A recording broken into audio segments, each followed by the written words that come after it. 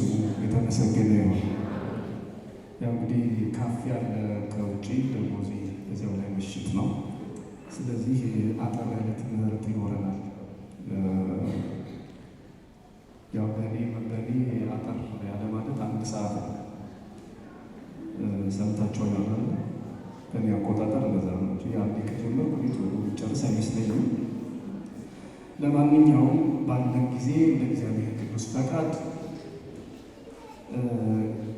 የእናት እንባ የሚል ርዕስ ያለው የሉቃስ ወንጌል ምዕራፍ 7 ቁጥር 11 ላይ እንማማርበታለን። ከዚህ ጀምሮ ባለው ማለት ነው። ሉቃስ ምዕራፍ 7 ቁጥር 11 ጀምሮ እስከ 17 ድረስ ነው ያለው። ይህንን ታሪክ ለመማር የእናት እንባ የሚል ርዕስ ያለው ትምህርት ይኖረናል። ይሰማል አይደል? አራ አንሳት አልቆይም እየተባሉ ሰዎች ነው። በህግ አምላክ እስኪ ምን አልኳቸው? የእናት እንባ የሉቃስ ወንጌል ምዕራፍ 7 ከቁጥር 11 እስከ 16 ወይም 17 ድረስ ያለ ታሪክ ነው። ታሪኩ እንዲህ ነው። በነገውም ናይን ወደምትባል ወደ አንዲት ከተማ ሄደ። ደቀ መዛሙርቱም ብዙ ሕዝብ ከእርሱ ጋር አብረው ሄዱ። ናይን ከተማ ሲደርስም እንዲሆን መድኃኒታችን ኢየሱስ ክርስቶስ ማለት ነው ወደ ከተማይቱ በር በቀረበ ጊዜ እነሆ የሞተ ሰው ተሸክመው አወጡ። ምን ያለ ሰው? የሞተ ሰው ተሸክመው አወጡ። እርሱም ለእናቱ አንድ ልጅ ነበረ፣ እርሷም መበለት ነበረች። መበለት ማለት ባሏ የሞተባት ወይም ባሏ ከእሷ ጋር አብሮ የሌለ ማለት ነው። መበለት ነበረች። ብዙም የከተማ ሕዝብ ከእርሷ ጋር አብረው ነበሩ። ጌታም ባያት ጊዜ አዘነላትና አታልቅሺ አላት። ቀርቦም ቃሬዛውን ነካ፣ የተሸከሙትም ቆሙ። አለው አንተ ጎበዝ እልሃለሁ ተነስ። የሞተውም ቀና ብሎ ተቀመጠ፣ ሊናገርም ጀመረ። ለእናቱም ሰጣት። ሁሉንም ፍርሃት ያዛቸውና ታላቅ ነቢይ በእኛ መካከል ተነስቷል፣ ደግሞ እግዚአብሔር ሕዝቡን ጎበኘ እያሉ እግዚአብሔርን አመሰገኑ ይላል። እንግዲህ ይህች መበለት በግብር የምትታወቅበት በመጽሐፍ ቅዱስ በግብራቸው የሚታወቁ ብዙ ሰዎች አሉ። ለምሳሌ አብይ ጾም ላይ የምታስታውሱት መጽሐፉ የተባለ ሰው በበሽታው ይታወቃል።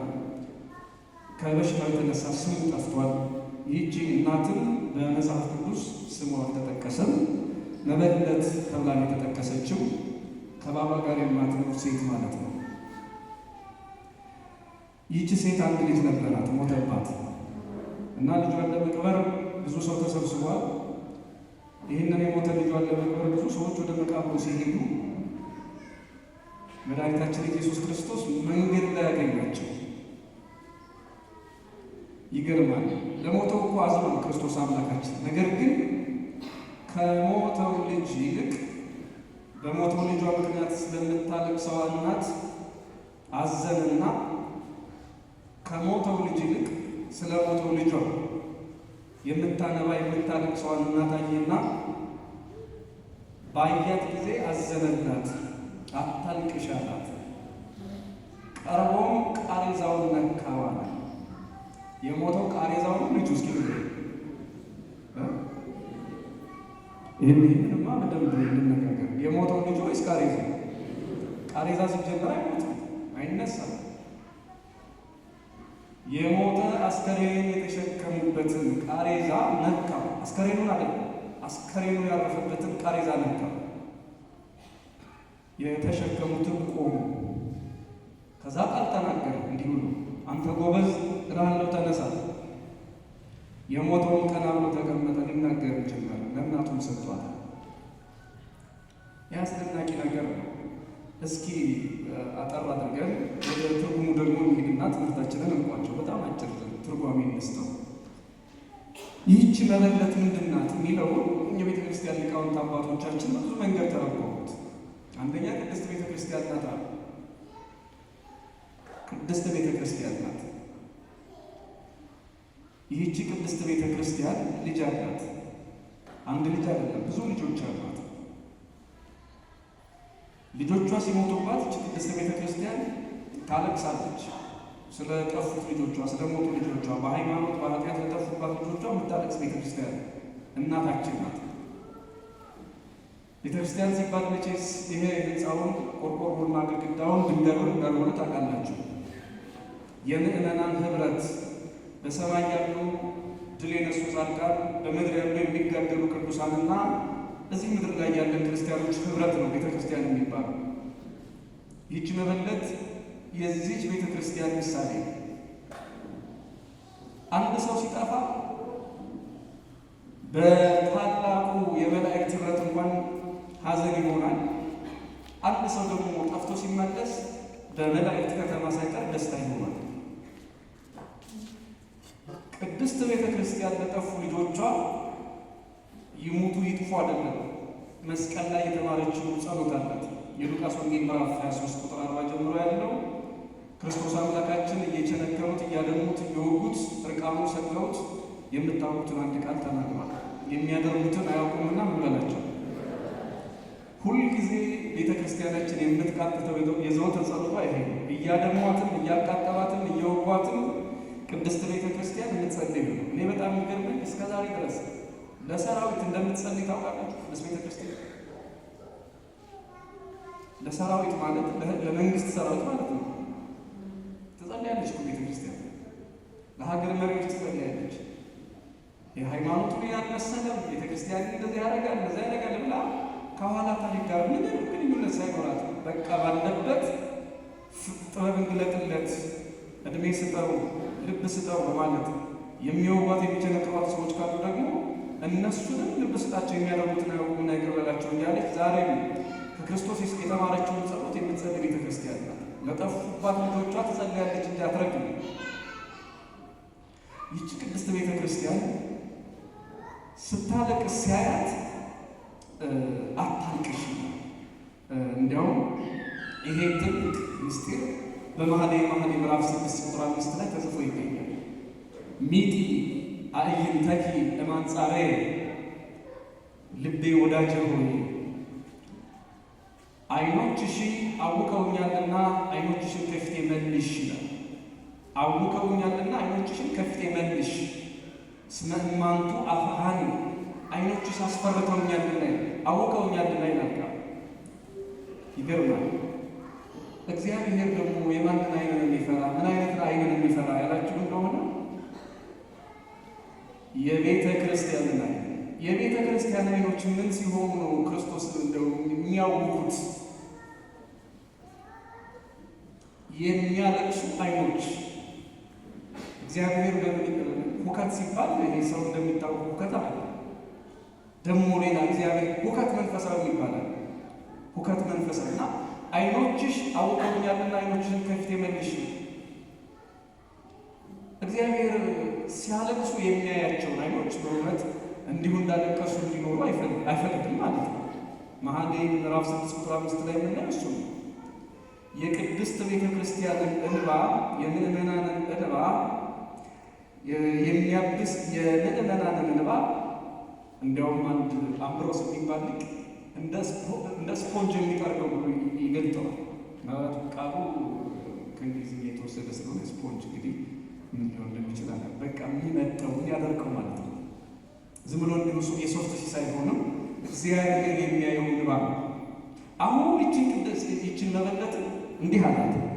ጌታን ባያት ጊዜ አዘነላትና አታልቅሺ አላት። እስኪ አብራችሁ በሉ ብቻ የለምን በዚህ ሙቀት እናገራለሁ።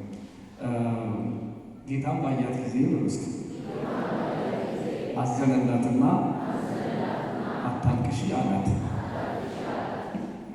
አዘነላትና እናት ባያላት የቤተ ክርስቲያን ዓይኖች የምዕመናን ዓይኖች በእንባ ሲጨቀዩ ዝም ብሎ የሚያይ አምላክ የለም። በነገራችን ላይ ረጅም ጊዜ አንድ ጉዳይ ላይ እየጸለያችሁ ያልተሰማችሁ ከሆነ መቼም ብዙ ምክንያቶች ይኖሩታል። እግዚአብሔር ወይ አይጠቅመንም፣ ብዙ ጊዜ የምትማሩት ትምህርት ነው። አሊያም ደግሞ በደንብ ወደ እሱ እስክንቀርብ ድረስ ወደ እሱ ተጣብቀን ካንተ አልለይም ማለትን እስክንለማመድ ድረስ እግዚአብሔር ይዘምራል። ይህንን አባቶቻችን ተላዝቆ ተስዕል ይሉታል። ከሱ ጋር መጣበቅ፣ ከሱ ጋር መኖርን መለማመድ ማለት ነው።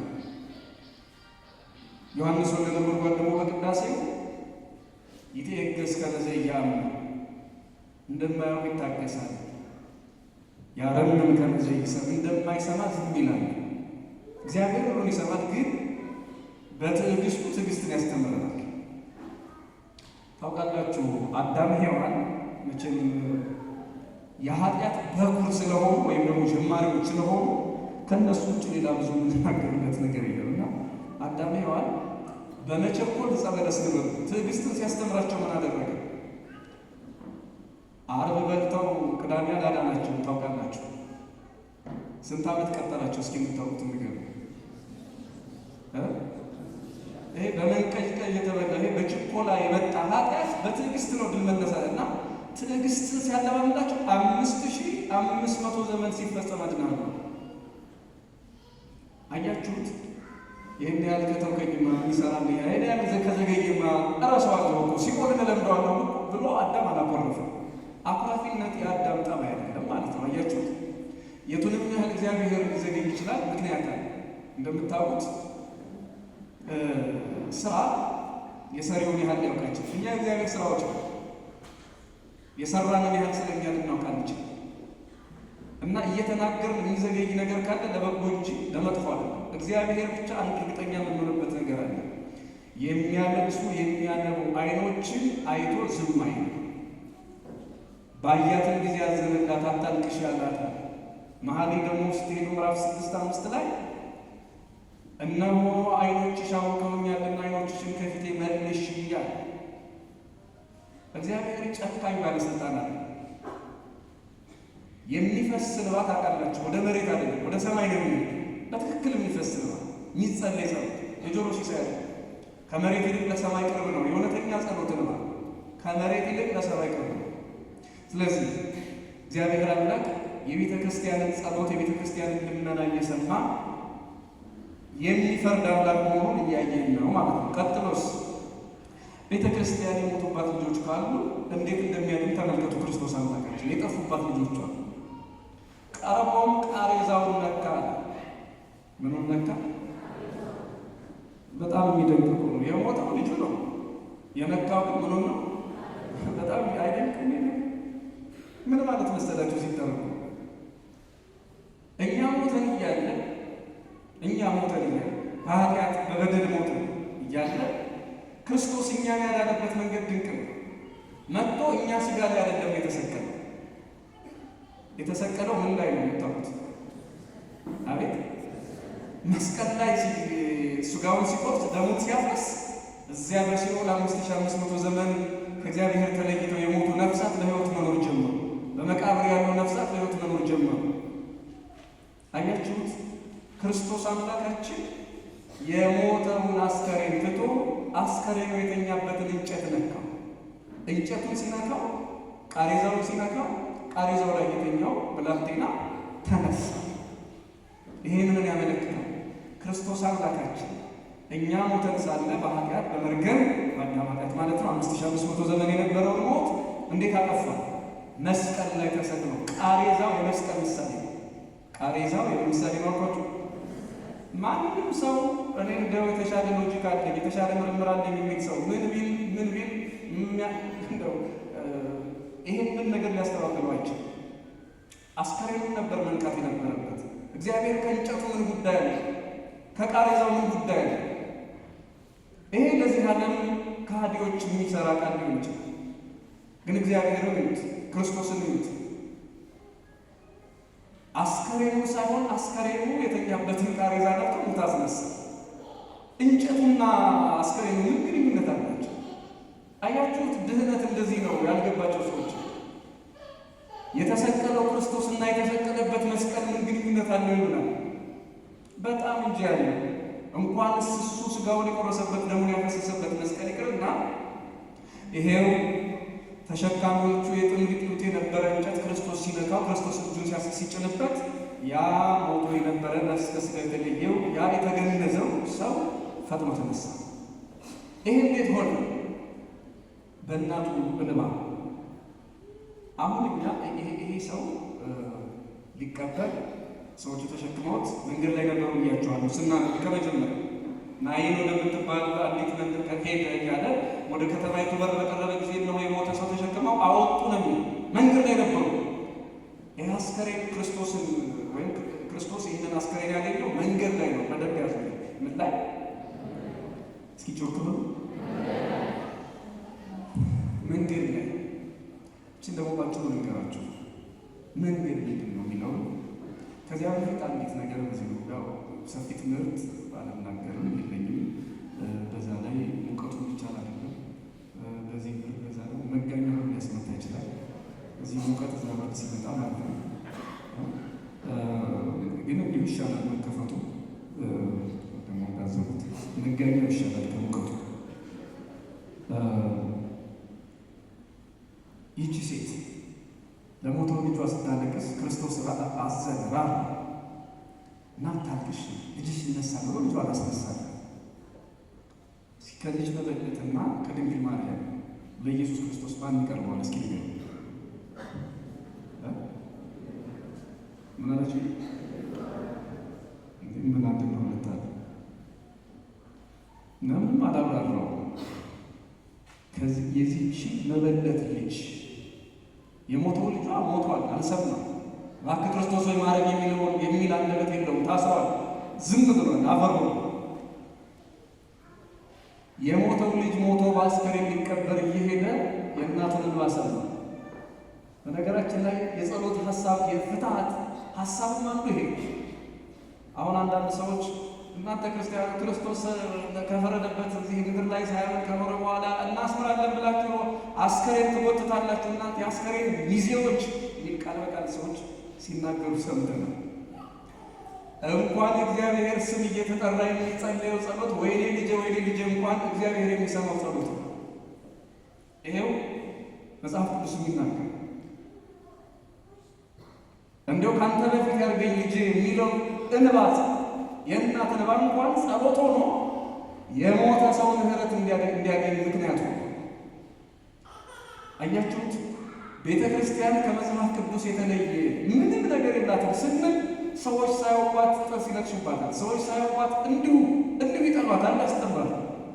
ከዚያ ውጭ ግን እዩት፣ የእናቱን እንባ ሰምቶ የሞተውን ልጅ ከተገነዘበት መግነዝ እንዲፈታ ከተኛበት ቃሬዛ በሕይወት እንዲናገረና ለእናቱ በሕይወት እንዲያናግራት በሕይወት እንዲታያት እንዲያያት ምክንያት የሆነ የእናቱ እንባ። ለሞተ ሰው ማልቀስ ዋጋ እንዳለው ይሄው ክርስቶስ ምስክራችን። ለቅሶ እንኳን ዋጋ ነው፣ እንኳን ጸሎቱ ማለት ነው። እንኳን ክርስቶስ ወይ ማረው የሚለው ጸሎት ይቅርና አቤቱ ይህችን ነፍስ ማራት ይቅር በላት የሚለው ይቅርና እንዲሁ ተራ ጸሎት ተራ ለቅሶ እንኳን በእግዚአብሔር ፊት ዋጋ ኖሮት ወይ ልጄ ማለት በእግዚአብሔር ፊት ዋጋ ኖሮት ይሄው የሞተ ሲያስነሳ እናያለን። ክርስቲያኖች የኦርቶዶክስ ተዋሕዶ ቤተክርስቲያን የኢትዮጵያ ኦርቶዶክስ ተዋሕዶ ቤተክርስቲያን መሰሎቿ ስለ ፍትሐት ያላቸው ትምህርት ዝም ብሎ ከሜዳ የመጣ አይደለም። ይህንንም ግረ መንገዱ ልነግራችሁ ፈልጌ ነው እና እመቤታችን ቅድስት ድንግል ማርያም ከዚች መበለት በላይ ክርስቶስን ልጄ ማለት የቻለች እናት ናት። ስለኛ የተሰጣት ቃል ኪዳን፣ ስለኛ የተቀበለችው የምህረት የቤዛነት የምልጃ ክብር ክርስቲያኖች ከዚች መበለት በላይ እግዚአብሔር ይሰማል፣ ክርስቶስ ይሰማል። ይሄው ልጄ ሞተ ብላ ለምታለቅስ ሴት ስለ እናቱ ብሎ ስለ ልጁ እናት ብሎ ይቅር ካለ ከኋላ ስለ እናቱ ስለ ድንግል ማርያም ብሎ ደግሞ የማይምር ክርስቶስ ሊኖር እንደማይችል ይኸው የመጽሐፍ ቅዱስ ምስክራችን ነው እና በእናቱ በድንግል ማርያም ልጃ በእናቱ በድንግል ማርያም እንባ እኛን ይምረን ዘንድ የታመነ አምላክ ነው ያለን። ክርስቶስ አምላካችን ስለ እናቱ ስለ ድንግል ማርያም ብሎ ሁላችንን በፍቅር ከሞትንበት የኃጢአት አልጋ ሁላችንን ያስነሳል። ቀጥሎ ልነግራችሁ የመጨረሻ ፈልገው ይሄ ሰው እንዳይነበረ ሞቶ ክርስቶስ አገኛልኳቸው ቃሬዛ ላይ እና ቃሬዛው ተሸክመው የት ነበር እየሄዱ ያሉት? መንገድ ላይ። እስቲ ድገሙት። የት ነው ያገኘው? መንገድ ላይ ሞቶ የተገኘ ሰው ነው ይሄ ጎልማሳ። የመበለቲቱ ልጅ መንገድ ላይ ነው ክርስቶስ ያገኘው። መንገድ ላይ ሞቶ መገኘት ምንድን ነው ትርጉሙ? የእኛም ሟሟት አሁን ስለ ትንሣኤ ስንናገር ክርስቲያኖች ክርስቶስ ተነሳ እኛንም ማስነሳ እያለች ቤተክርስቲያን ስትዘምር ከመቃብር ስለ መነሳት ብቻ እንዳልሆነ መቼም ተምራችኋል። ሰው የሚሞትበት መንገድ ብዙ ነው። ሰው ከእግዚአብሔር ከተለየ የሞተ ነው። ሰው ከቤተ ክርስቲያን ከተለየ የሞተ ነው። ሰው ከመንፈሳዊ ሕይወት ከራቀ የሞተ ነው። ከዚህ አንጻር ሞት አፈር ውስጥ መግባት ብቻ ነው እና መንገድ ላይ የሞቱ ሰዎችን ይወክላል። ምንድን ነው መንገድ ላይ መሞት? ምንድን ነው መንገድ ላይ ሞቶ መገኘት? እስኪ ባጭሩ የማቴዎስ ወንጌል ምዕራፍ 13 ቁጥር 5 ጀምሮ መድኃኒታችን ኢየሱስ ክርስቶስ ስለ ዘር ያስተምራል። ስለ ዘር ሲያስተምር በመንገድ ዳር የወደቀ ዘር አለ፣ የሰማይ ወፎች ለቀምቶ የሚበሉት ይላል። በመንገድ ዳር የወደቀ ዘር አለ። በምን ዳር? አቤት አያችሁ፣ መንገድ ዳር የወደቀ ዘር ማለት ይሄ ልጅ ነው። ወይም ደግሞ በሌላ መንገድ ከእውነተኛውና ከትክክለኛው እርሻ ፈንድቆ ከመልካሙ መሬት ውጪ የወደቀ ዘር የሰማይ ወፎች ለቀሙት ማለት አጋንንት ለቀሙት ወሰዱት ማለት ነው። የተማረውን ትምህርት እንዳያስተውልና በሕይወት እንዳይኖር አደረጉት ማለት ነው። በሌላ መልኩ ግን የሚገርማችሁ መንገድ ዳር መገኘት፣ መንገድ ዳር መውደቅ ማለት መንገድ ያው እንግዲህ ክፉዎች ብቻ የሄዱበትም ክፉዎችም ደጋጎችም ይራመዱበታል አይደለም። ሁሉም ነው፣ እንስሳም አራዊትም ይራመዱበታል አይደለም። መንገድ እንደዚያ ነው። ወይ አንተ ክፉ ለበዚያ አታልፍም አይደለም። መንገድ ክፉዎች ክፉ ሰዎችም ደጋግ ሰዎችም ይራመዱበታል። ታዲያ እንደዚያ ከሆነ መንገድ ማለት ክፉዎችም ደጋግ ሰዎችም አራዊትም እንስሳት የሚመላለሱበት ይሄ መንገድ አቋም የሌለው ምርጫ የሌለው መልክ ይሄ ኦሪጂናል ከለር እንደሚባለው የሌለው ሰውን ይመስላል። ይሄ መንገድ ላይ ሞቶ ክርስቶስ ያገኙ ይሄ ወጣት ምናልባትም በዚህ ዘመን የሞተ ልብ ያላቸው መንገድ የሆነ ልብ ላላቸው ሰው ትልቅ ምሳሌ ነው። ጎዳና የሆነ ልብ ላላቸው እስኪ ንገሩ። መንገድ ዳር የወደቀው ቢያንስ 3 ችግር አለበት። መጀመሪያ የሰማይ ወፎች ይለቅሙታል ብለናል። መንገድ ዳር የወደቀው ከዚያ አስከትሎ ምን ይሆናል? የሰማችሁ ማለት ምን ይሆናል? ክፉ ሰዎች መልካም ሰዎች ይረግጡታል ብለናል እና የሚረገጥ ዘር ነው ማለት ነው። የመጣው የሚረግጥ መንገድ ዳር ወድቆ የተገኘው ዘር እንደዚያ ከሆነ ባጭሩ ትርጉሙ ምንድን ነው? ይህ ትምህርት ክርስቲያኖች እዚህ ማህበራዊ ሚዲያ ላይ ብዙዎቻችሁ አይታችሁ ሊሆን ይችላል። ሰኞ ፕሮቴስታንት፣ ማክሰኞ ኦርቶዶክስ፣ ረቡዕ ሙስሊም፣ ሐሙስ እንደገና ተመልሶ ፕሮቴስታንት የሚሆን ሰው አይታችኋል። ይሄ ነው መንገድ ዳር የተገኘ ዘር ማለት እንዲህ አይነት ሰው ነው። የመጣ ሁሉ የሚረግጠው ማለት ነው።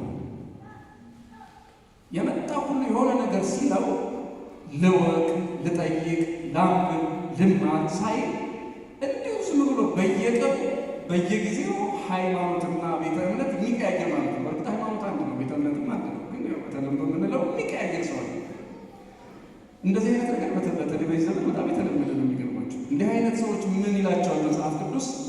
የመንገድ ላይ ዘሮች ናቸው። የምን ዘር? አቤት! የመንገድ ዳር የተገኘው አስከሬን ተሸክመው ሲሄዱ ክርስቶስ ያገኘው ይሄ ጎልማሳ መንገድ ዳር የወደቀውን ዘር ይወክላል። መንገድ ዳር ወድቆ ያገኘው ሁሉ የሚረግጠውን ያገኘው ሁሉ የሚረመርመውን ዘር ይወክላል።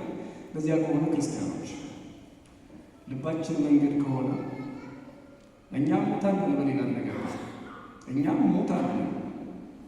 የሆኑ ሰዎች መጥተው ሲያስተምሩ ወደ ራሳቸው የሚወስዱ፣ የሆኑ ሰዎች መጥተው ሲያስተምሩ ወደ ራሳቸው የሚያወዛውዙ ከሆነ እኛ መንገድ ልብ ነው ያለ፣ ወይም ደግሞ ልክ እንደ መበለቲቱ ልጅ መንገድ ላይ የሞተ ሰው ምሳሌ ነው። ክርስቶስ አምላካችን እዚህ መንገድ ላይ በቃሬዛ ተሸክመውት ሲሄዱ ያገኘውን ጎልማሳ አንተ ብላቴና ተነስ ብሎ ከእናቱ እንባ የተነሳ እንደ ማርና ይቅር እንዳለ ሁሉ የሞተን ብላለን መንገድ የሆነን ብላለን ለእኛ ክርስቶስ አምላካችን የእናታችን የቅድስት ድንግል ማርያምን ቃል ኪዳን የቅድስት ቤተ ክርስቲያንን ጸሎት ሰምቶ የልብ መነሳትን ለሁላችን ይስጠን። ምናልባት ልዩ ልዩ መግነዞች አሉ እዚህ ምድር ላይ። ምናልባት ሞቶ መገነዝ ብቻ አይደለም፣ ሞቶ መቀበር ብቻ አይደለም። በጣም ብዙ የመቃብር አይነቶች ነው ያሉ። ሁለት አይነት ቦታ ነው ታውቃላችሁ። ከመቃብር በታቸውና ከመቃብር በላይ አፈር የተጫናቸውና አፈርን የተጫኑ ሙታን አሉ። በሕይወት ያሉ ሙታን ማለት ነው። መንገድ ዳር የተገኘው ያ የመበለቲቱ ልጅ ይህንን ይወክላል። ነፍስ ያላቸው ግን የሞቱ መንገደኛ ሁሉ እንደፈለገ የሚያደርጋቸው የመጣው ስብከት የመጣው ዘመናዊ ነገር ሁሉ የሚያስደስታቸው ማለት ነው። የመጣው ጎርፍ ሁሉ የሚጠርጋቸው ማለት ነው። በተለይ በዚህ በዘመነ ዲጂታል በሆነ ዘመን ይህንን ነገር እያየ ነው። ትንሣኤ ካስፈለገ እንደዚህ አይነት መንገድ የሆነ የመጣው ጎርፍ ሁሉ የሚወስደው ልብ ያገለኛል። ክርስቶስ አምላካችን ከወደቅንበት መንገድ ላይ አስነስቶ በእውነተኛው እርሻ ላይ ሁላችንን ይዝራል። መነሳት ማለት እንደዚህ ነው። ካልሆነ ቦታ ላይ የወደቅንበት ቦታ ያለንበት ስሜት ያለንበት መረዳት መንገድ ከሆነ ከዚህ አላስፈላጊ መንገድ ስፍራ ላይ ተነስቶ ወደ ትክክለኛው እርሻ መምጣት ራሱ ሌላ ትንሣኤ ነው። ገብቷችኋል? ግን ትምህርቱ ተገባችሁ? በዚህ በቃና አምላካችን እግዚአብሔር የእናታችንን እንባ የቅድስት ቤተ ክርስቲያንን የእናታችንን እንባ የድንግል ማርያምን ቃል ኪዳን ሰምቶ ሁላችንን ከወደቅንበት የመንገድ ላይ ዘር ወደ እውነተኛዋ እርሻ ይሰብስበን። ስብሐት ለእግዚአብሔር።